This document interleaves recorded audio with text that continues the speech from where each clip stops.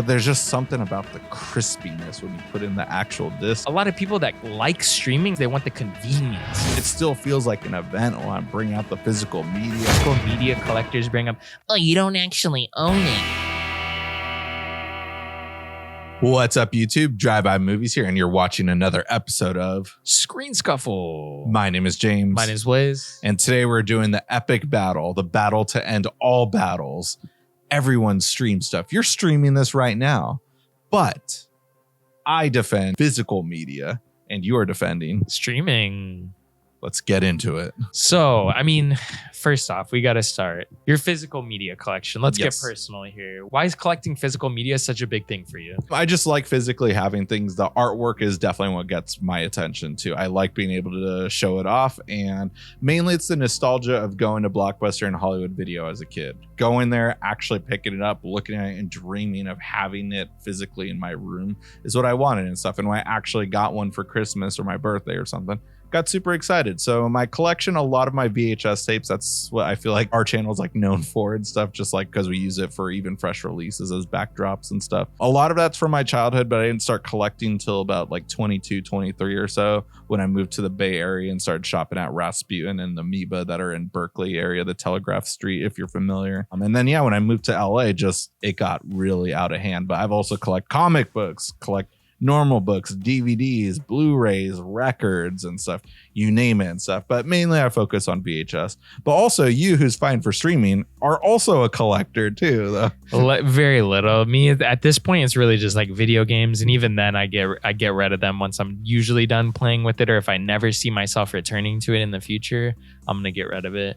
But for the most part, yeah, like I have a small DVD Blu-ray collection, but nothing I'm proud of, nothing that's on display. Like it's some of them are even movies like, oh, this was just $1, I'll get it. But now I can't put myself to collecting unless it's a movie I absolutely need like a specific version of, the best version, or I find it on Hamilton Books for like $5 and it's a 4K UHD, and I'm like, yeah, I'll get it. That's convenient stuff too, but like, you know, all these streaming movies that you own on like your Amazon account, plot twist, I steal your Amazon Prime, but like a lot of the movies are movies that you bought with Blu-rays already, so you just got the digital code, so you still have the physical media too, and you might pop it in. Yeah, it's more convenient. I'll admit streaming is definitely more convenient and stuff too, but there's just something about the crispiness when you put in the actual disc. Like you do that whenever it's a special event. If you're having a Lord of the Rings night, you put in the disc, you don't put it on digitally, you just fall asleep to the digital be version. Specific, which disc are you putting in? You're not putting in the DVD copy disc. Those look horrible on every HD television. DVDs look like shit. Well, I know you have the 4K copy. DVDs look fine if you have your basic HD TV, but if you have a 4K TV, yes, DVD does not look good. And I'll say Blu-rays, I think they still look good on a 4K television. I don't think Blu-rays are a problem, but DVDs, like that's a problem right there. VHS, I'll give it, okay, VHS has the nostalgia. You do kind of want to see with that grain. You do kind of want to not be able to see shit while you're watching a movie. That sometimes looks good when it comes to VHS, depending on the movie. I don't really want to watch anything besides like horror on VHS. When it comes to me, like streaming, I just feel like streaming is just so much easier. The simplicity. I hate having just a ton of you got a lot of stuff here, man. You got a lot of stuff. We're able to pan this camera out. There's stuff everywhere, dude. How often are you dusting? Just come on, dude. It's just a lot. You know? It's a love letter though too, because when I dust, like, yeah, I don't look forward to dusting. Yes, I have to dust these shelves a lot, but then it gives me the opportunity to look and appreciate stuff and just be like, I'm gonna have a night out of this and stuff too. Streaming, you're gonna fall asleep to it too, so it's just like you're not making a night out of it. It's an event. It's a date night within your home and stuff. Everyone always says, why do I need to see a movie in theaters when I can just watch it from the comfort of my home and my big TV? But it still feels like an event when I'm bringing out the physical media, have the artwork on my coffee table, get to brag to my date about it and stuff too. Granted, I only date people who care about the movies normally. I love how you threw in normally there, because that's definitely happened a couple of times where it wasn't normal, I guess. Normally.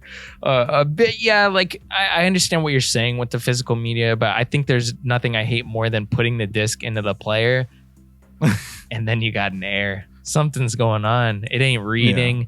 I don't even play this disc that much. Did dust get into the player? What's going on here? All the dust from my physical media collection wafted into my brand new system. I mean, it doesn't work anymore. It should be fine with it's the a case. possibility. It's a possibility. And I'm just going to talk about, I know that one of the gripes about streaming is definitely going to be, oh, you don't own it. You don't own it.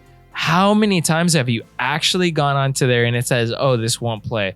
It is such a rarity, but it is the fun thing that all physical media collectors bring up. Oh, you don't actually own it. Amazon owns it and they'll take it away from you.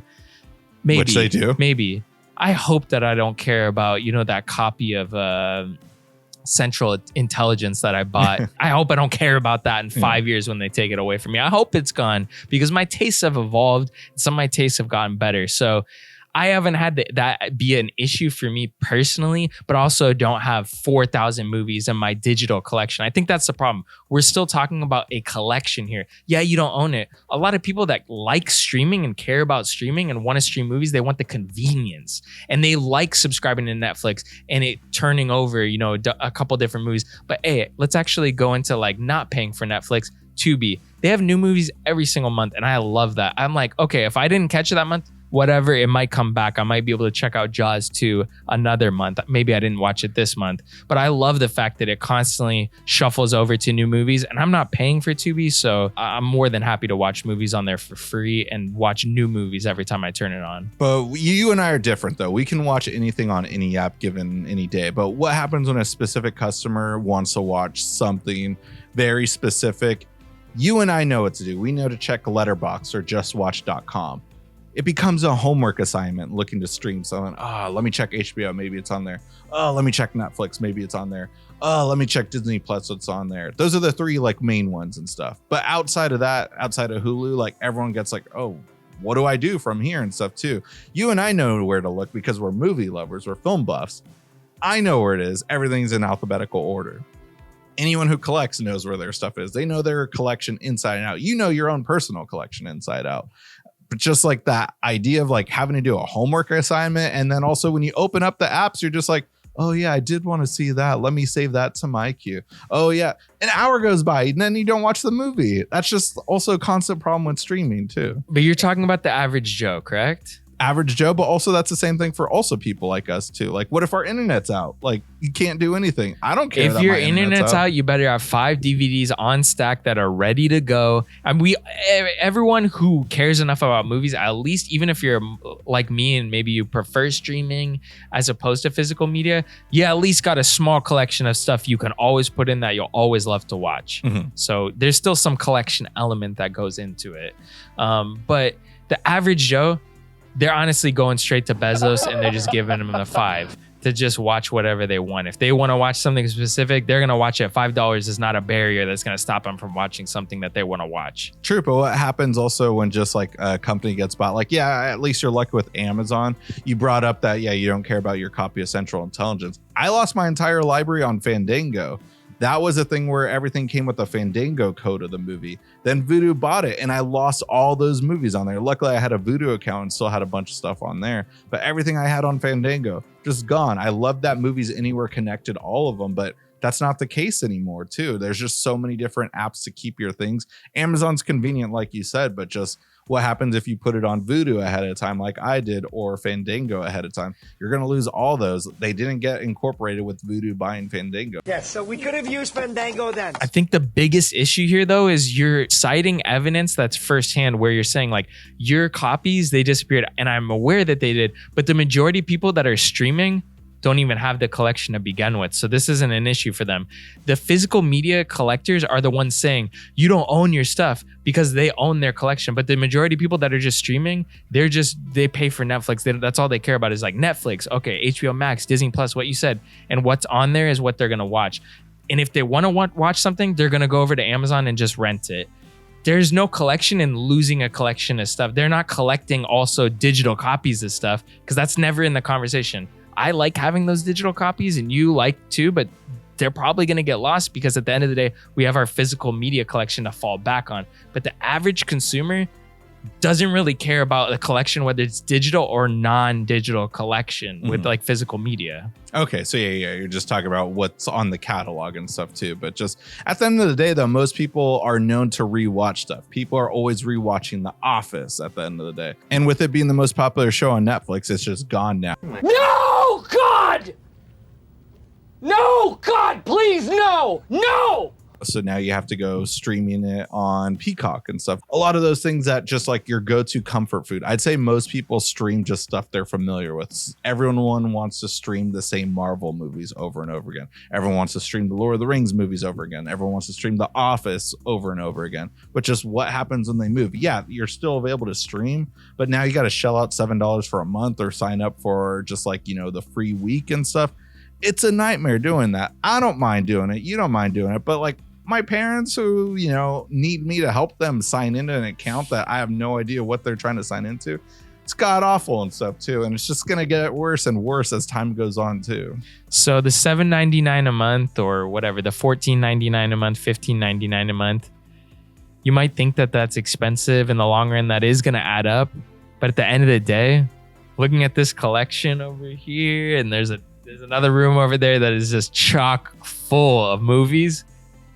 What's the price tag on something like that? But what if I resell them too? They're worth way more than what I paid for Not them. every movie is worth way more than what you paid up for it. DVDs aren't worth crap. I'll admit that. DVDs Maybe like are two bargain of them. bin, 50 cents max. But I don't collect DVDs. These are all the DVDs I just have left over. VHS, they're the new records now, basically. I don't think DVD is going to ever be in that spot. No, though. I agree with newer discs coming out. I 100% agree with that, but I don't collect that. We're here about just physical media in general. Blu-rays, 4Ks. Blu-rays still look fantastic. I know 4K is an up-cranked version that's still a lot more higher quality, but things like VHS and 4K is just, they're fun. They're not going to die, and it's convenient for me. And they look beautiful. At the end of the day, I'm showing off stuff that I love, and it makes my apartment look pretty rad. And how often are you replacing your discs though? You got this movie on DVD over here, and then you're going to get it on Blu-ray. And then are you going to get the 4K UHD for every movie you got? We're talking expensive here. Physical media is not cheap, and collecting it is usually at a premium. Yeah, it's not bad, honestly, as long as I'm not going to rebuy anything. I'm not that kind of person who, now I need to get the up-cranked version of it. No, I'm not that person. Other people might be. That's their own problem. But I know that's a thing that a lot of people do. But at the end of the day, that's not for me. And we're arguing just between the two of us, I guess. And I feel like, we're filming at this location for a reason. It's because of my physical media collection. This brings it into it. Yeah. I think it's the posters. But anyways, to close this out, physical media is an addiction, people. Yeah. Streaming. I do need help. Streaming isn't as bad of an addiction. You can cut the cord at any time. Yeah, cable, whatever, I understand. But I think that streaming ultimately is just easier on everybody. The majority of people just want to watch what's available to them. Or if they really want to watch something, they'll throw over the $5 to Bezos to rent the specific movie they want to watch at that moment. No biggie, whatever. Yeah, I see what you're saying, but at the end of the day, I'm not giving up what I have, and it's just so much more fun for me. It looks beautiful, and yeah, at the end of the day, I own it, and it's with me until I decide to sell any of it or throw it in the garbage bin or whatever. Yeah, or until I croak and my body's in the trash can. But let's pass it over to producer Jordan. What are your thoughts on physical media versus streaming? Who won this screen scuffle? Blaze. I'm actually going to have to give it to James. Oh, well, why'd you say Blaze first? That threw me off right there. He's just trying to throw you off. I think he's just trying to mess with you. Yeah, no, I feel like, James, you've been preparing for this whole battle your whole life. Well, I got to get VHS tapes tattooed on me, I guess, next to show my thankfulness for Screen Scuffle and winning this battle. This is a championship I am excited on. Definitely. So, tally another one for us. If you guys haven't already, go ahead and smash that like button, hit the subscribe button, and click that notification bell to get all latest updates. Be sure to leave comments too, letting us know who you agree with and which side you are on. As well, be sure to catch all our social media links down below. We got Instagram, Twitter, TikTok, as well as our own personal letterbox accounts. That'll conclude this week's episode of Screen Scuffle. Tune in next week for brand new videos as well.